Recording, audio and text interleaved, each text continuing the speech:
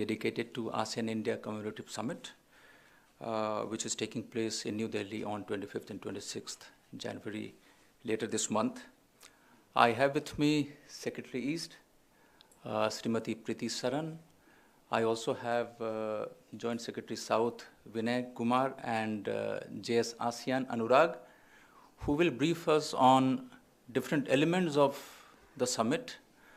In fact, we will also be formally announcing the dates and the program of ASEAN-India Commemorative Summit today.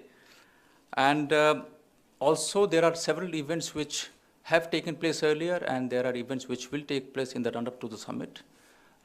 Secretaries will take us through the program of the summit and also about other events which are going to take place. After the briefing, there will be time for some questions, and that you can direct to us. Ma'am, the floor is yours now. Thank you. Good afternoon, dear friends.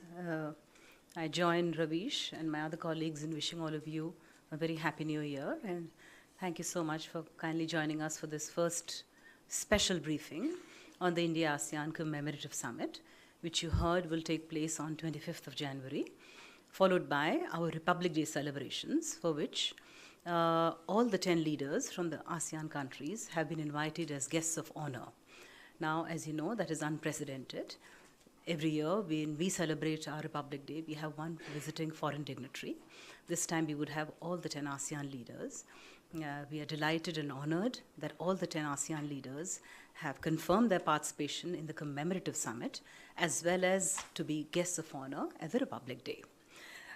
This is a landmark here, and you might ask why such a special, unprecedented activity. In the course of the last 1 year, we have been celebrating 25 years of India-ASEAN relations, 15 years of summit partnership with ASEAN, and 5 years of our strategic partnership. It began last year in January with a conference that was held on cultural and civilizational linkages that was held in Jakarta. And then we've had almost 36 major activities that have taken place, not just in India, but also in other ASEAN countries, to mark this very special relationship. In the run-up to the summit, we will be organizing another 16 major events, and I could certainly go through some of the details of it. And of course, the first one of them was, in fact, our External Affairs Minister's very successful visit to 3 ASEAN countries. As you know, on 8th, she returned from a very successful visit to Thailand, to Indonesia, and to Singapore, where she had very successful meetings with the political leadership in all the 3 countries, had bilateral discussions in all the 3 countries. But in the ASEAN context, it was significant because Thailand is going to be the country coordinator for India-ASEAN relations from July this year onwards. Indonesia, as you know, has the ASEAN Secretariat, and there is a new Secretary General whom our External Affairs Minister met. And in fact, apart from the bilateral and the Joint Commission meeting that was held in Indonesia, she also co-inaugurated with the Foreign Minister of Indonesia the 5th round of the ASEAN-India network of think tanks. And Singapore has taken over from January as the new chair of ASEAN. And in Singapore, our External Affairs Minister hosted and participated in the regional Prabasi Bharati Divas that recognized the importance of a very vibrant Indian diaspora in these 10 ASEAN countries. And of course, thanked them for the contribution that they've made to promoting relations with each of the 10 ASEAN countries, of representing India so well, and also invited them to participate in India's growth and development.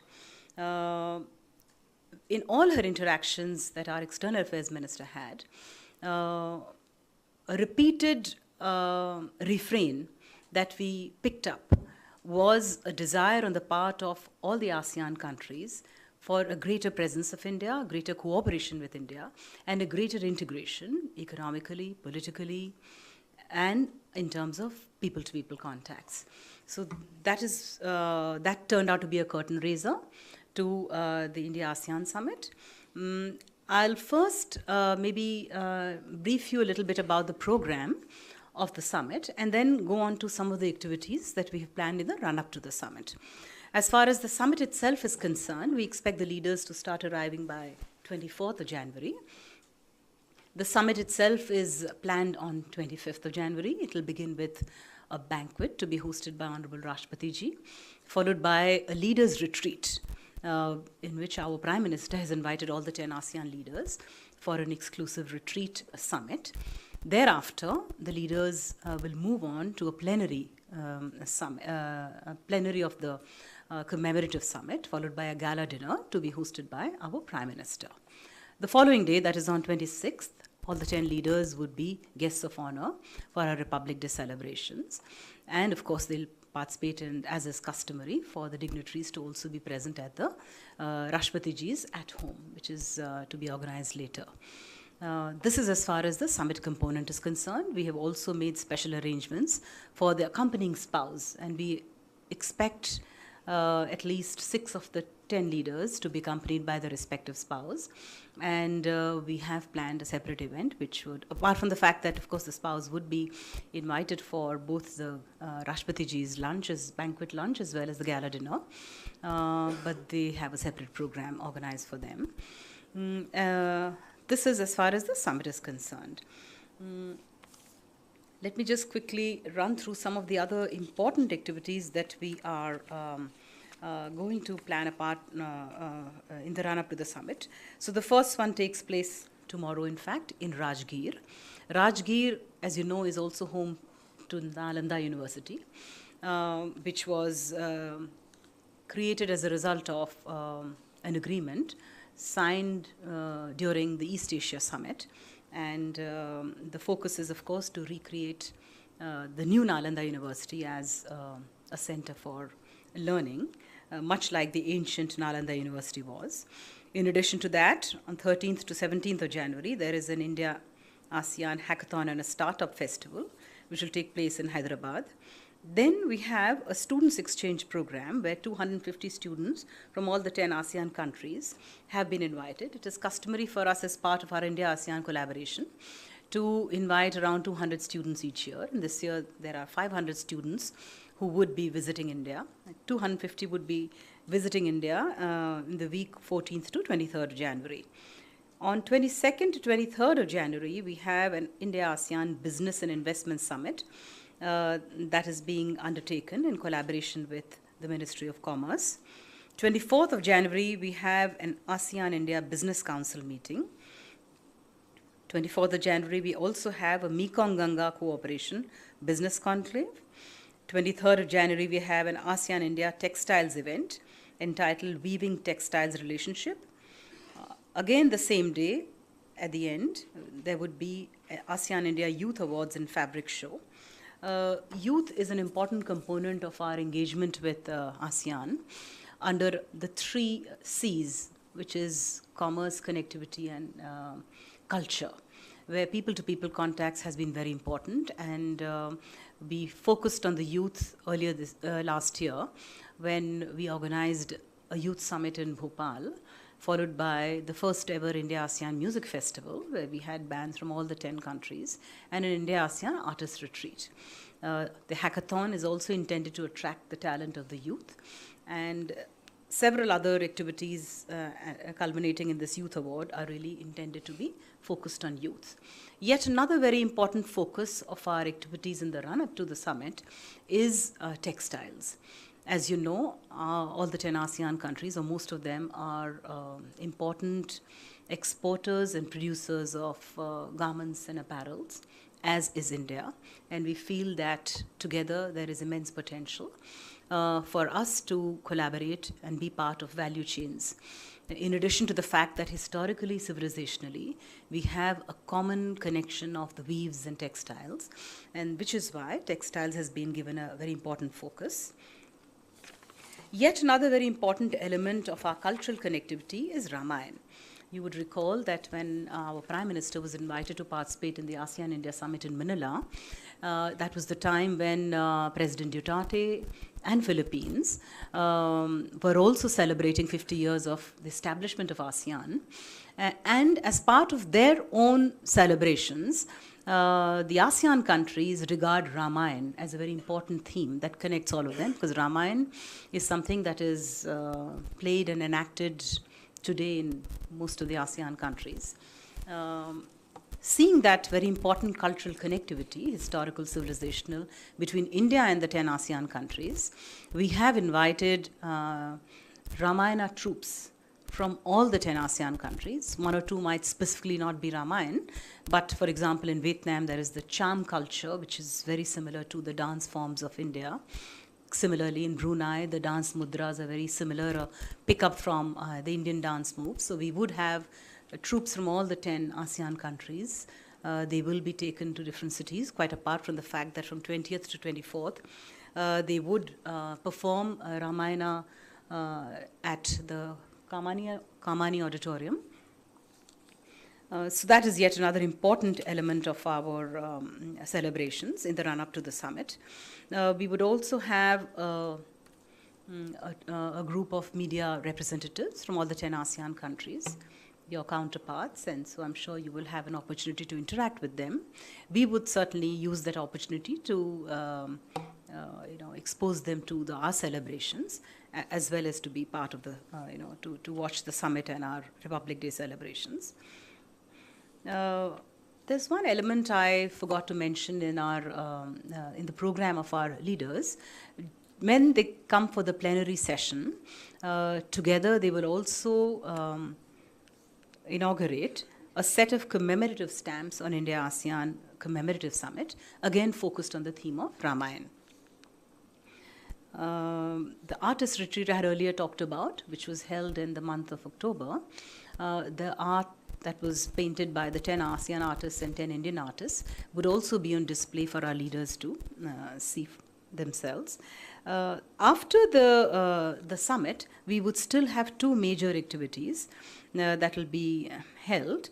One is a film festival that will be held in Goa in the month of February. And again in the month of February, in Assam, the government of in collaboration with the government of Assam, we would be organizing a major event focused on ASEAN. Why Assam? Because, as you know, Northeast is a very important component. They are the bridge, the land bridge between India and the ASEAN countries, particularly through Myanmar. And so that is the other very important component.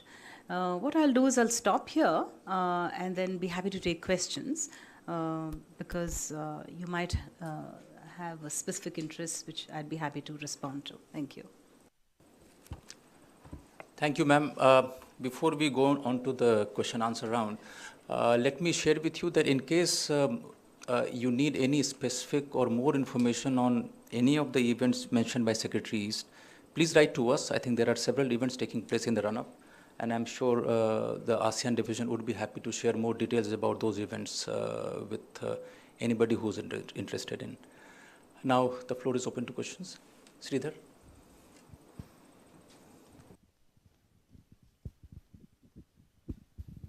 Hi, ma'am.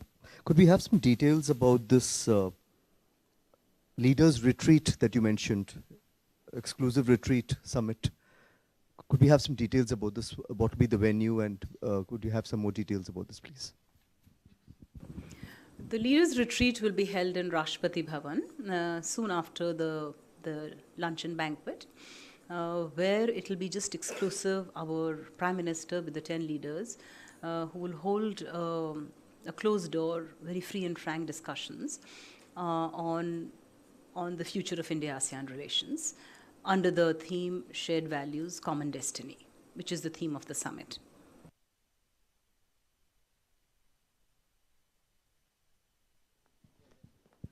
Ranjit, then Smita.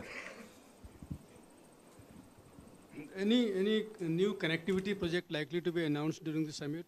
And also, what is the status of this India-Myanmar-Thailand trilateral highway? It has been long delayed. I'll answer the second question first.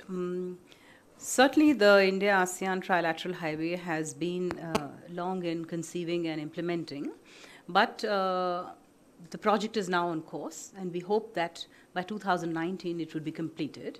It's a very important project in enhancing our physical connectivity from northeast via Myanmar to Thailand. It'll also help in building the larger connectivity that we see that this particular trilateral highway will, when we coordinate this with the ASEAN's own master plan of connectivity. So it will move beyond Thailand to other countries, including Laos, Cambodia, and Vietnam. Your first question? What was the first question? We expect, you would recall that in 2015, our Prime Minister had made an offer of $1 billion line of credit for physical and digital connectivity. You know, it takes time for individual countries. As far as India's lines of credit or any development assistance programs are concerned, you would be aware that India always makes these offers which are demand driven. And so it's really for the host country to determine. We don't impose projects on them, they themselves decide. So there have been some discussions. That offer stays on the table, and we hope that by the time the summit takes place, there would be some requests for concrete proposals, which itself will be a good development. Smita here from the Tribune. Related question first, because Vivian Balakrishnan, the Singapore foreign minister, in his last visit, had made a strong pitch saying that air connectivity still remains very meager compared to what potential needs to exist. So any thoughts on that? And you said that all ASEAN countries seem to be asking India for a greater presence and more integration, even politically. Could you elaborate? Because when you say that, China comes to the mind. How do you want more political engagements? So I'll answer specifically the Singapore-related question. You know, of course, already, while we could do better, already our air connectivity to Singapore is very good. We have about 484 flights per week, connecting more than 16 cities and about 9 airlines. And likewise, I think we have very good air connectivities with Bangkok and with Kuala Lumpur. However, we could do better with other ASEAN member countries. We are in discussions, both individually, bilaterally with each of them, but also within the ASEAN framework. In fact, just before the summit, we would in fact hold a working group meeting of civil aviation officials to discuss this particular India-ASEAN air services or connectivity, air connectivity proposal. So that is under discussions, as is yet another very important one, and that is of enhancing our maritime connectivity. So we are discussing the MOU and the agreement on how we can enhance further maritime connectivity with the ASEAN countries. The land connectivity project I've already elaborated upon. On your second question, you know, when I say that we began our celebrations in January last year by focusing on civilizational and cultural linkages, that itself speaks for itself that, you know, our relationship with the Southeast Asian region is not something new. It has been happening for centuries, for more than 2,000 years.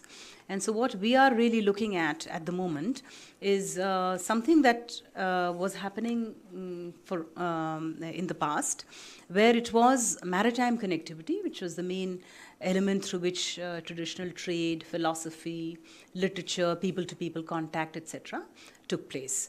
In current day times, certainly in the last 3 years itself, you know, I would have to say that when it comes to engaging politically, bilaterally with each of the 10 countries, with our Rashtrapati ji, with the President, the Vice President, and the Prime Minister of India, have visited all the 10 ASEAN countries.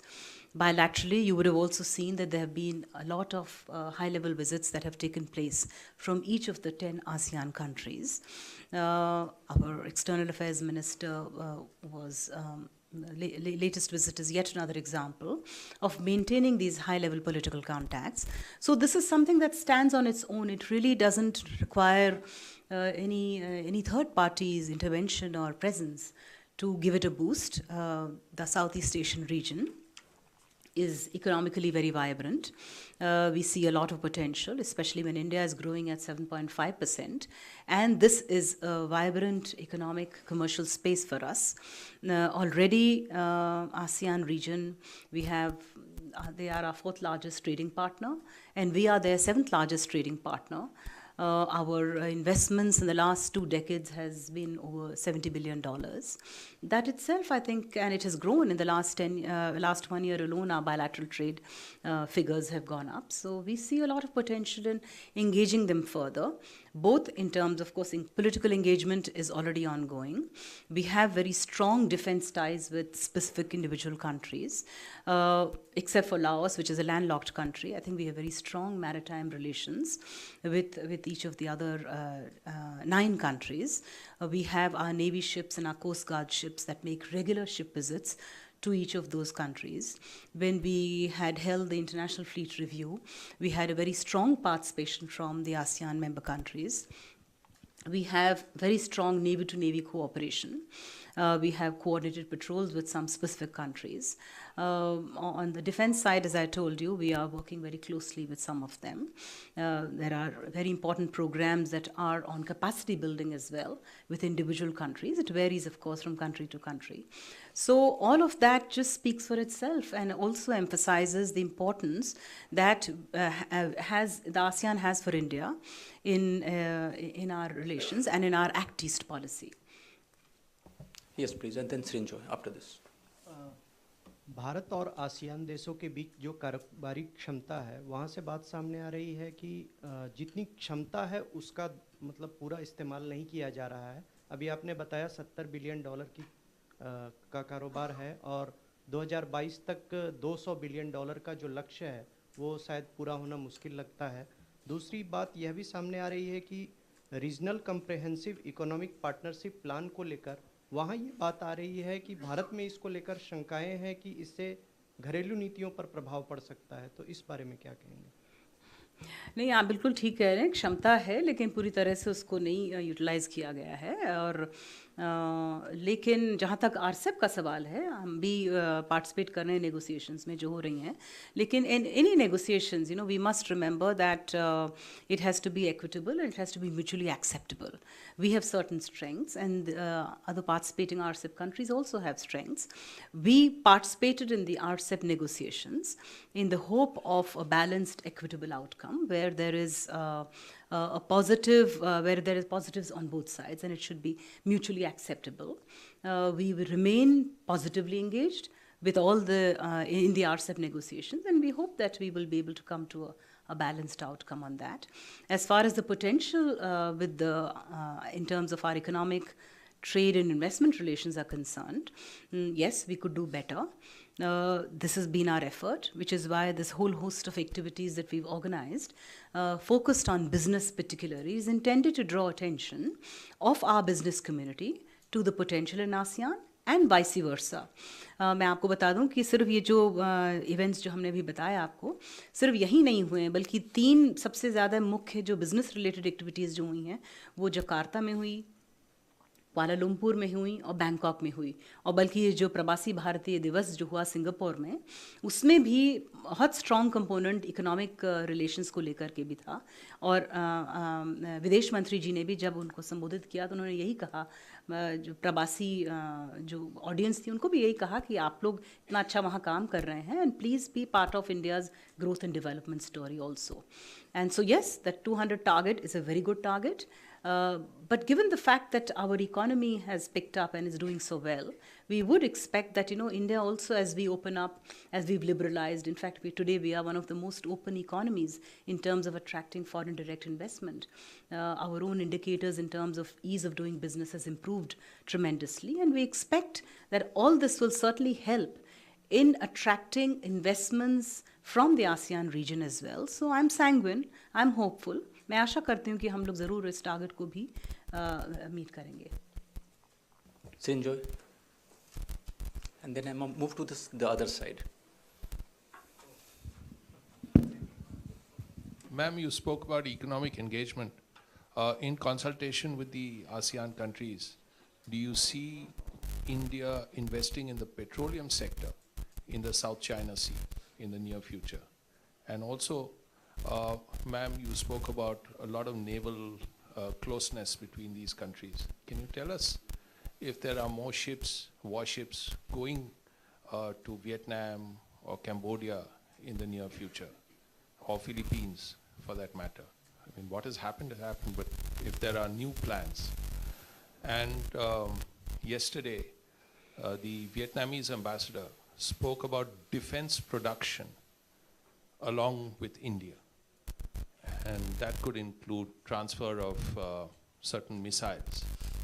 Could you just elaborate on these things, please? So the first question was one of the ships. Sinjo, you have exhausted the quota for the next 3 briefings now. Oil, okay. So I'll start with the oil and gas. And, some of the ASEAN countries are rich in fossil fuel. And, for example, Brunei has a lot of gas.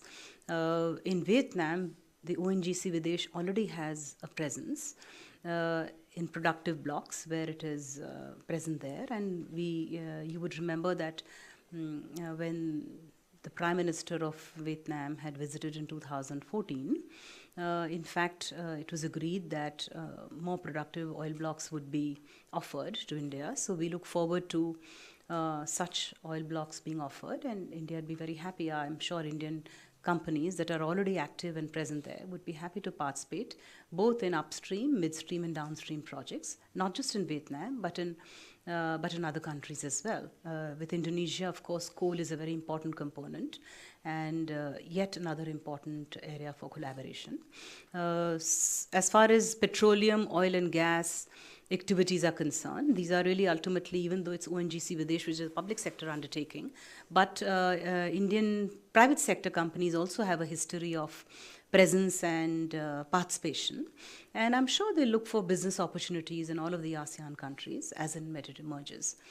Coming to the Navy-to-Navy cooperation, as I mentioned to you, we have very strong Navy-to-Navy linkages with individual countries, particularly Singapore, with Vietnam, with Indonesia, Thailand, Malaysia, and we have regular ship visits. There are no new great plans as such, but the already ongoing activities of our ship visits, of coordinated patrols, of exercises that take place bilaterally are in fact taking place very well. And every time we have defense-to-defense talks or Navy-to-Navy talks, there is a great deal of satisfaction that has been expressed by the ASEAN member countries, where, for example, on capacity building, through our armed forces interactions, I think they've been very happy with the collaboration that has been undertaken so far.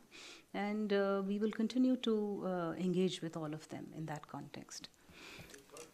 Third question, you know that as far as India's own Make India program is concerned, we have opened up, production in the defense, and we would be very happy to undertake joint production wherever it is acceptable, commercially viable for each of these countries. And we welcome joint production on where we have strengths, where we are competitive. I'm sure those would be welcome. From this side, anybody? Yes, please. Can we have a list of the leaders participating in the summit? Who are the 10 leaders? That I think I can share with you after the briefing that we have, and we will certainly. put it on the WhatsApp group. We'll give you the exact names and the designations, but I would just want to confirm to you that all the 10 leaders, heads of state, head of government, have in fact confirmed their participation. So all 10 would be coming for the summit as well as guests of honors. And the Secretary General. And of course the new Secretary General of ASEAN. Akhilesh ji? Madam, there had been demand from some of the ASEAN countries to increase the line of credit. So are you planning any such increase? We have not received any specific requests. The $1 billion line of credit that was offered by our Prime Minister in 2015 was in an ASEAN summit. Specifically, we also have separate lines of credit that have been offered bilaterally to Vietnam, to Indonesia, etc. As I mentioned, lines of credit are really intended for specific projects, which are incumbent upon the host country to determine and decide, and that takes a while to identify the projects, its viability, etc. And we would look at them positively as and when we receive them. You know, I also must tell you that within the ASEAN India format, we also have a commitment of $100 million ASEAN India Fund. There is a $5 million ASEAN India Green Fund, and another $5 million of ASEAN India Science and Technology Fund. And in that context, of course, there are ongoing activities that have taken place, and we welcome new initiatives that will come out of that too. Yeah, ma'am, Yes, can please. you share some detail about the event in Assam? So the event in Assam is being organized by the government of Assam, and this is on third. Third, fourth advantage Assam. Yeah. So maybe I'll request Anurag to elaborate on it. Well, we don't have a full detail because it's organized by government of Assam, but it's called Advantage Assam. They have invited ministers from not only ASEAN countries but also from neighboring countries in SAARC region, and they are hoping for a very good participation by business community both in India and in the regions out in our neighborhood. I'll try to find out more details about this event and I'll let you know. Thank you. I'll let you know because advantage under Advantage Assam's festival, Assam government is directly writing to all the ministers. So I'll let you know that I'll give you the list, including if there are any confirmation. I'll also let you know. Yes, please. Madhurendra news nation से। Ma'am, पहला सवाल मेरा ये है कि क्या सुरक्षा और आतंकवाद के खतरों को लेकर भी कोई बातचीत होगी इस समिट के दौरान? और एक दूसरा सवाल, चूंकि दिल्ली को लेकर लगातार हम ये देख रहे हैं कि जो पॉल्यूशन है खासतौर पे एक बड़ा मैटर है, तो क्या किसी कंट्री ने इसको भी, इस इशू को भी रेज़ किया है आप लोगों के साथ कि इतने पॉल्यूटेड इन्वायरमेंट में किस तरह से चीज़ें जो हो पाएंगी, और क्या उनको कोई जवाब दिया गया है?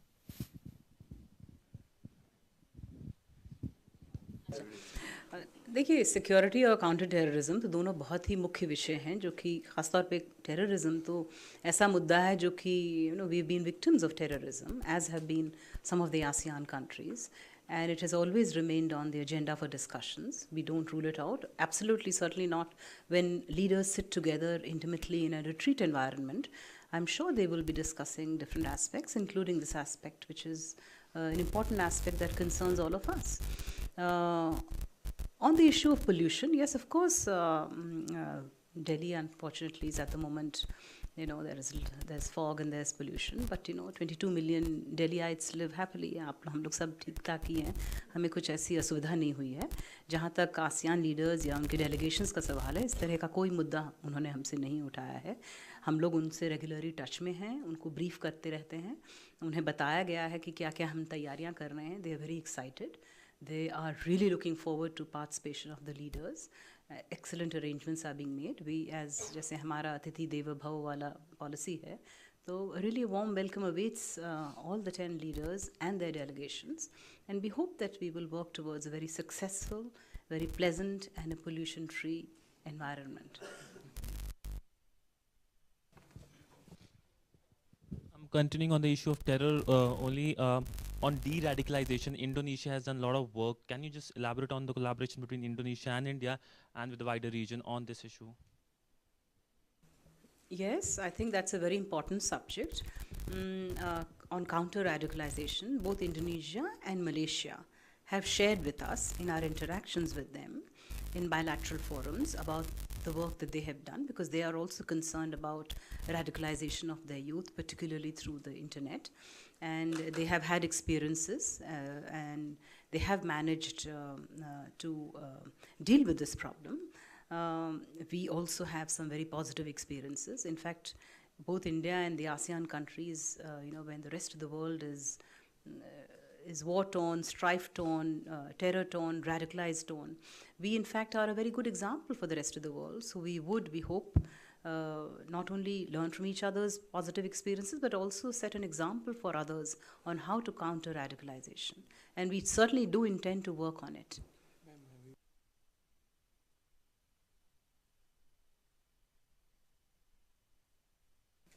Nainima?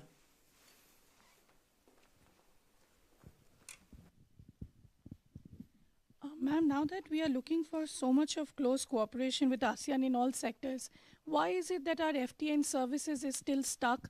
3 of the countries are yet to ratify, and services is our mainstay. So why is it that we are not able to get that through? Is it because of their own problems, or there are still some, objections that there were originally? Can you throw some light on that, please?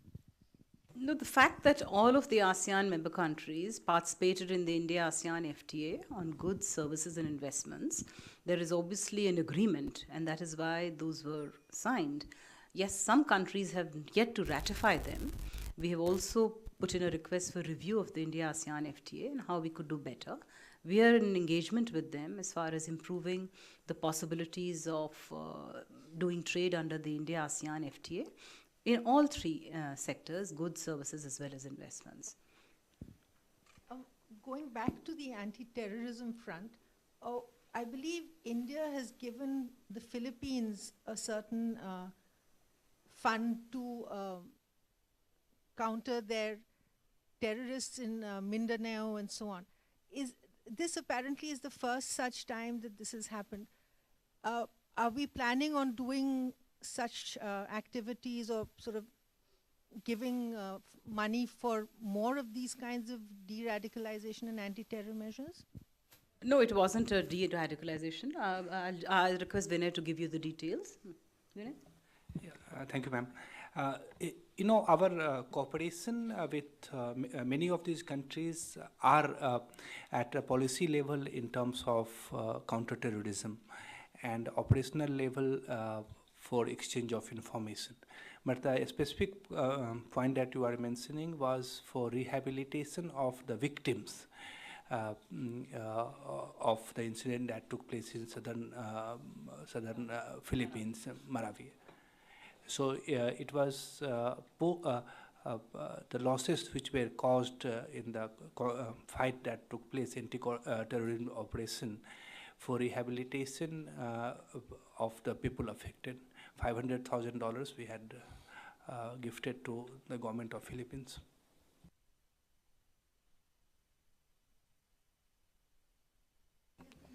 Please use the mic. No, let me just explain. You are specifically referring to this one. It was for rehabilitation. Okay. But this is really, again, a humanitarian activity as well. And India has undertaken a lot of humanitarian assistance and aid to affected countries, including in the ASEAN region. So. No, but this was this was not $500,000. This was more in the nature of $5 million, which was given when the Prime Minister visited Manila in November for the ASEAN-India summit. That this amount of money was given for some anti-terror collaboration. 2 kinds of funds. One was for rehabilitation activity of the victims of the Marawi attack, and the one that you're referring to that was given during Prime Minister's visit was really for the Jaipur fort. That was for those who were affected, particularly those who are victims of landmines or of terror attacks. And this is for this institution which undertakes the activity of the Jaipur fort. It's called the Mahavir.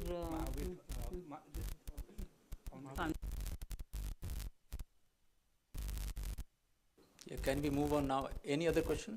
Aditya? And something off track, but will there be any discussion on Zakir Naik? Because that's an issue discussed between India and Malaysia, and Malaysia has given him a permanent residency. Also, we have spoken in the last 24 hours to many Indian origin MPs in Malaysia who raised an alarm on Zakir Naik and the hate preachings that he has been involved in. Could we see a formal request finally from India for extradition of Zakir Naik? Thank you. Well, that is not part of the India-ASEAN summit question, so I will not be able to respond there, but nor will I be able to anticipate what will be discussed by the leaders. I would once again request that please keep your questions limited to ASEAN-India Commemorative Summit. Yes, Devirupa. I'm Elizabeth with Mint. Sorry. Okay, ma'am, I wanted to, this is just a clarification.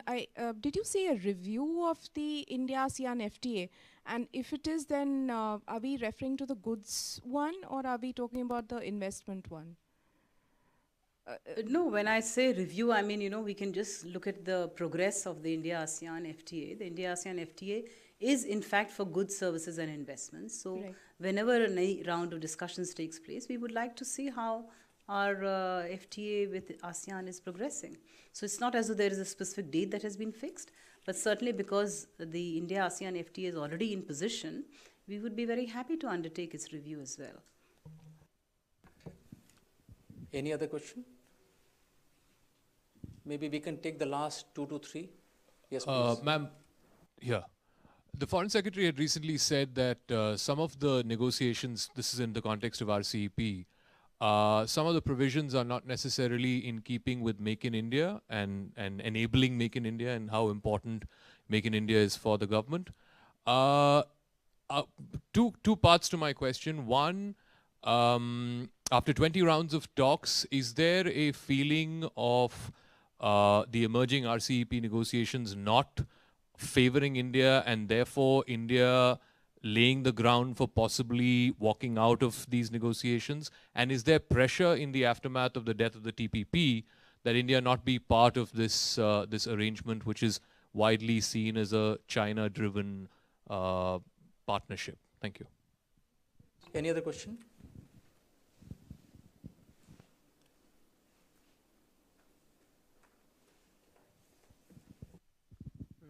India and ASEAN, some of the ASEAN members have common security concerns in South China Sea.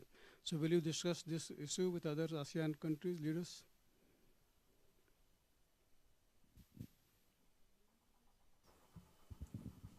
No, that's it, ma'am. So I think this would be the last questions then. So as far as RCEP is concerned, I think there was an earlier question that was also asked on RCEP, and I'll just repeat again that we remain committed to our participation in the RCEP, but we do expect it to be balanced and to the mutual benefit of all. So that is where we stand as far as the negotiations in RCEP is concerned. As far as the issue of South China Sea is concerned, we have always maintained that freedom of navigation is an important element. Threat or use of force is not acceptable, and that any navigation through waters, global commons, should be in keeping with a rules-based system, in particularly UNCLOS.